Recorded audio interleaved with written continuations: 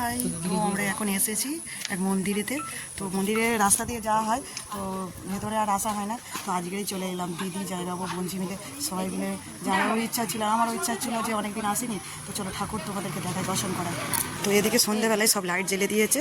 তো এটা হলো বাইরের বারান্দা, আর এদিকে দেখো এটা হচ্ছে চৈত্র মাসে সব বেরোয় বাঘ নিয়ে, তো ঠাকুর নিয়ে এসেছিলো, তো এখানে বাইরে রেখে দিয়েছে। আর মন্দিরের ঠাকুর তোমাদেরকে দেখায়, এদিকে বাবা পঞ্চানন্দ, এদিকে শিব পার্বতী বসে আছে।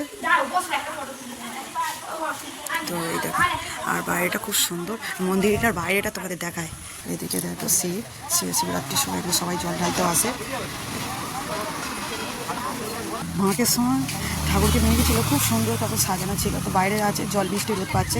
আর এদিকে দেখো বাইরের চূড়াটা, তো বাইরের চূড়াটা দেখো কত সুন্দর লাগে, রাতের বেলা খুব অপূর্ব দৃশ্য লাগে এই মন্দিরটাটা। তো আমার তো খুব ভালো লাগে। তো অনেক সময় মনে হয় যে একবার ঘুরে আসি, তো আসার হয় না। তো আজকে সেই সুযোগটা হয়েছে, দিদি ওই জন্য দিদি জামাইবাবুর ইচ্ছা হচ্ছিলো যে একবার ঘুরে আসি। তো চলে এলাম। আর ঠাকুরকে বাইরে থেকে, রাস্তা থেকে আমরা যাতায়াত করি যখন, তখন সবসময় ঠাকুরকে দর্শন দেখা যায়। তো এমনভাবে সিস্টেমে এই যে গেটগুলো করা হয়েছে খুব সুন্দরভাবে, বাইরের ভাবে বাড়িটা খুব সুন্দর লাগছে। তো দেখো কীরকম লাগছে রোদটা, সন্ধ্যায় কি সুন্দর হয়ে এসেছে। কেমন লাগে ভিডিওটা অবশ্যই কমেন্ট করতে। আর আমাদের ঠাকুর দেওয়াটা কেমন লাগলো, মন্দিরটা কত সুন্দর সাজিয়েছে, তো অবশ্যই কমেন্ট করে জানবে। টাটা।